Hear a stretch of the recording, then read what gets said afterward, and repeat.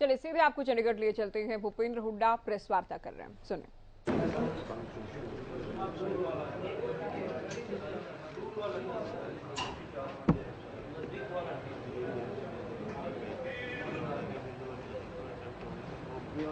क्या सकते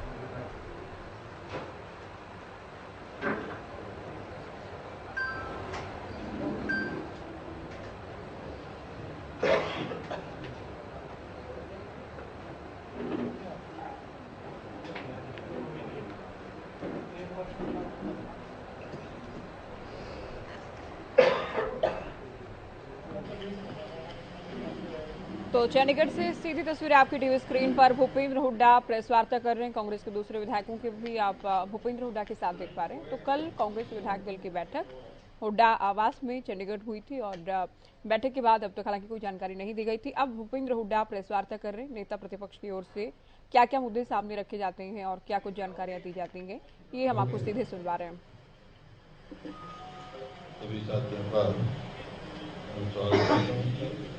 कल हमारी सीएलपी की मीटिंग हुई थी, उसमें काफ़ी साथियों ने विचार रखे हैं और विचारों के बाद हमने फैसला किया है कि दो एडजॉर्नमेंट मोशन लेके आएंगे हम। एक तो कानून व्यवस्था और जो एक फ्लड से जो भारी नुकसान हुआ है देश में, उसके लिए तो चर्चा के लिए एडजॉर्नमेंट मोशन स्थगन प्रस्ताव लेकर आएंगे।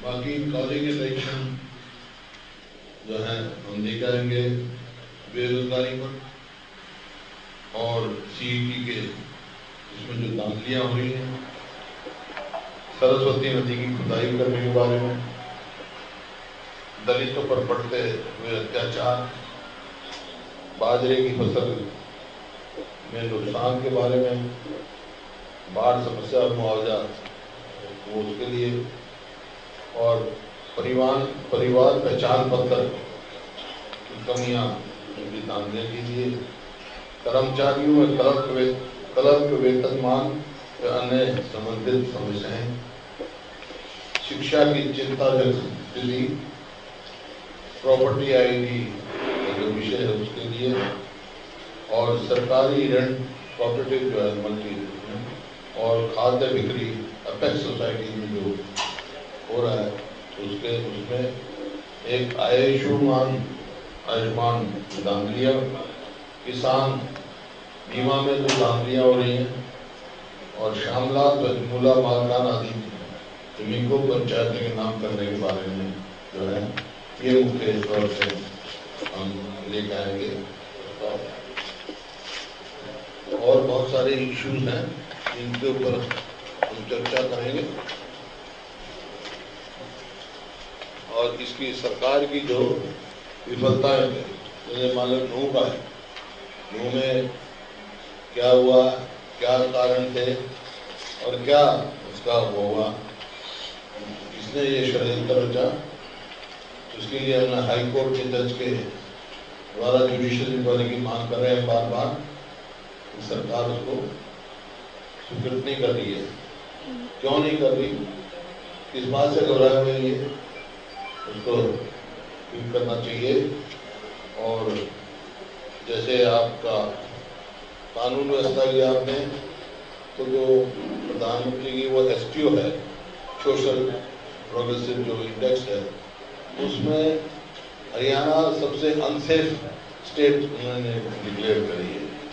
इसी प्रकार से आज तक जो फ्लड का जो हुआ, मुख्य बात बता रहा हूँ, फ्लड में जैसे आपका कौशल्या डैम में एक डैम सेफ्टी एक्ट बना 2021 में, उसके अनुसार पहले इंस्पेक्शन करनी पड़ती है और उसकी इंस्पेक्शन हुई और जिसने इंस्पेक्शन की उसने रिपोर्ट दी कि वहाँ 6 गेट हैं लेकिन 2 ही ऑपरेटिव है, 2 ही खुले होंगे उसमें। अगर वो ऐसी स्थिति बन गई कि वहाँ 20-20 फुट के गड्ढे हो गए और इस लापरवाही से कौशल्या डैम टूट सकता था, और डैम टूट जाएगा तो बर्बादी आ जाएगी। इस प्रकार से और बहुत सारे मुद्दे हैं, भाई कहीं कहीं साफ नहीं हुई और नहीं हुए, इस किस्म के वहाँ पर हैं।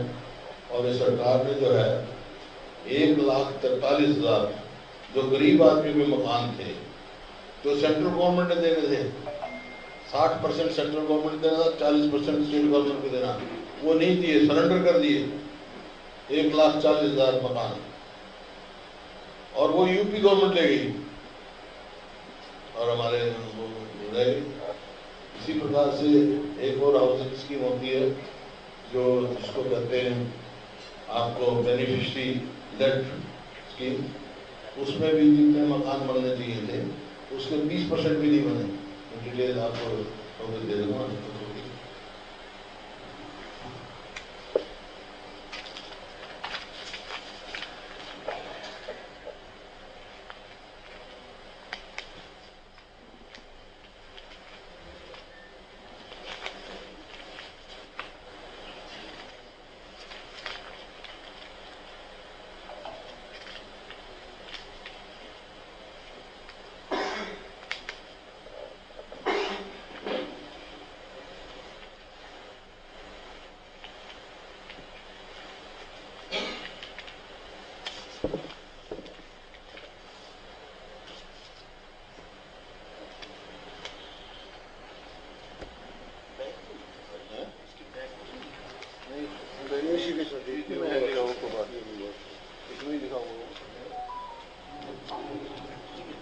ये है कि Haryana government propose before the ministry of housing and urban affair to surrender 1,30,889 जो मैं कह रहा था ना, houses and curtailment of 7,354 houses in 19 affordable housing partnership ASP project.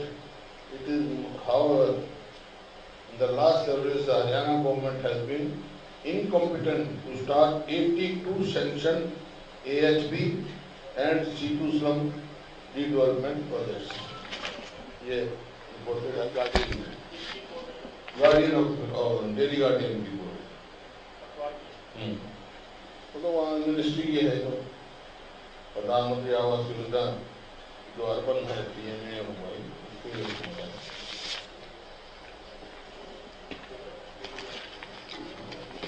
इस प्रकार से ये जो गवर्नमेंट हर उसमें जैसे 100 गज के प्लॉट हमने चिंतित किए थे, हमारी गवर्नमेंट ने 7 लाख के करीब हमने किए थे 100 गज के प्लॉट, और 3,82,000 प्लॉट हमने मुफ्त दे दिए थे लौट के। इस सरकार ने कितने किए हैं? एक भी नहीं किया। जो गरीब आदमी की हाउसिंग होती है वो भी सरेंडर कर दी।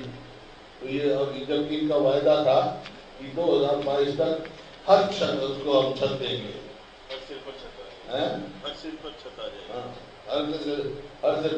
छत होगी। तो आज आप खुद देख रहे हैं ऐसी स्थिति है। तो ये जो है बिल्कुल विफल सरकार है। इसी प्रकार से और सारी स्कीमों में ये बिल्कुल विफल।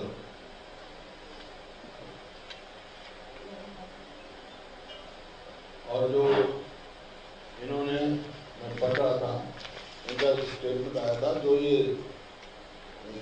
इलीगल माइनिंग की वजह से जो जमुना रास्ता बदल गई और वहाँ किसानों के खेत में सारी सिल्ट जम गई, जो रेत जमा हुआ है उसको ऑक्शन करेंगे, अलॉट करेंगे, 10 लाख रुपए से जिसका ज्यादा होगा उस पर तो शेयर देंगे किसान को। हाँ बताओ, उसमें फसल भी गई, जमीन भी गई और सरकार उसमें भी कमाई की सोच रही। उनकी सरकार की जिम्मेवारी की गलती से क्या है, ये साफ कराए और किसान को लिबर्टी दे। और इसी प्रकार से फर्टिलाइजर की कमी है, उसके लिए जूता बाजारी हो रही है हर जगह। महंगा तो हो ही गया, फर्टिलाइजर की है।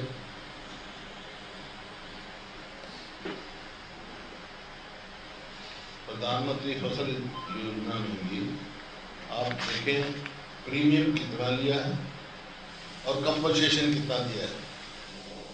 ये सिर्फ जो प्राइवेट कंपनीज हैं उनको कमाई का साधन बना हुआ है, किसान को फायदा है। और ये जो जैसे मैंने कहा परिवार पहचान पत्र है या मेरा फसल मेरा ब्यौरा है, मेरा फसल मेरी फसल मेरा ब्यौरा, जब सरकार ने एमएसपी नहीं देनी तो और उसके झगड़े में फंसा नहीं किसान को, मेरी फसल मेरा ये बिल्कुल विफल हुआ है सरकार। बाकी यही है मुख्य इशू, तो आपको ये बताते हुए असेंबली में क्या हुआ, बाकी सारे इशू जो है हमारे विभिन्न साथी बताएंगे। आपने जो 7 लाख संख्या बताई है मकानों वाली, 7 लाख मकान दिए थे बना के, हमने 100 गज के प्लॉट चीज किए थे, 7 लाख आदमी को 100 गज के प्लॉट चीज किए, उसमें से 3,82,000 रुपये दे दिए थे 2014 तक। इन्होंने एक भी नहीं दिया, 12 करके प्लॉट दे देंगे। जो आप कह रहे हो कि इसको उठाएंगे, लोगों का जो बैलेंस हुई है इसको विधानसभा में उठाएंगे। आपने क्योंकि आप बहुत एक्टिव रहते हैं, सुन लोग आपने प्रदेश अध्यक्ष बीजेपी के, उनका क्या स्टेटमेंट है? उनका स्टेटमेंट है कि ये जो मुंह में हिस्सा फैली है इसकी भी कांग्रेस और आम आदमी पार्टी की होगा। जो अपनी विफलताएं होती हैं उसको छुपाने के लिए ऐसे ही कहते हैं, ये सरकार की हुआ है। क्या है कांग्रेस या आम पार्टी की सरकार नहीं है, ये जिम्मेवारी सरकार की कानून व्यवस्था बनानी। और यहाँ मुख्यमंत्री बयान देते हैं कि हम तो हर आदमी को सुरक्षा नहीं दे सकते, तो इसी बात में सुरक्षित हो गया हरियाणा का, पूरे हिंदुस्तान में सबसे ज्यादा असुरक्षित हरियाणा में, तो ये उनकी जिम्मेवारी है। जबकि वहां पर जो है सीआईडी के इंस्पेक्टर थे, इंटेलिजेंस का मैंने पढ़ा है, इंटेलिजेंस का बताया, उनका पहले से एक रिपोर्ट थी कि यहाँ इस किस्म की चल रही है, यहाँ ऐसा हो सकता है, टकराव हो सकता है। एक भी प्रिवेंटिव कदम नहीं उठाया सरकार ने, वो अपनी कमजोरी छुपाने के लिए दूसरों को दे रहे हैं। कांग्रेस का क्या मतलब है?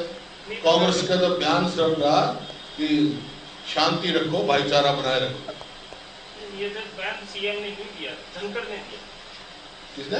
धनखड़, ओम प्रकाश धनखड़। कोई भी नहीं, धनखड़ भी तो उसी पार्टी की सरकार है। उसने कहा मैं पार्टी का आदमी हूँ, ये बाकी सरकार से सरकार की बात किया ना, सरकार ये तो अच्छी बात है। ये मतलब अपनी जो करके लिए यहाँ के होम मिनिस्टर विज साहब वो कहते 3 बजे तक मेरे को पता ही लगा, किसी ने सरकारी तंत्र ने नहीं बताया मेरे को तो किसी प्राइवेट आदमी ने खबर किया। काय का होम मिनिस्टर है, मैंने तो असेंबली में कहा था जब इनको होम डिपार्टमेंट दिया और सीआईडी से निकाला तो मैं बगैर आँख और कान का वो है होम मिनिस्टर क्या मायने है विदाउट सीआईडी।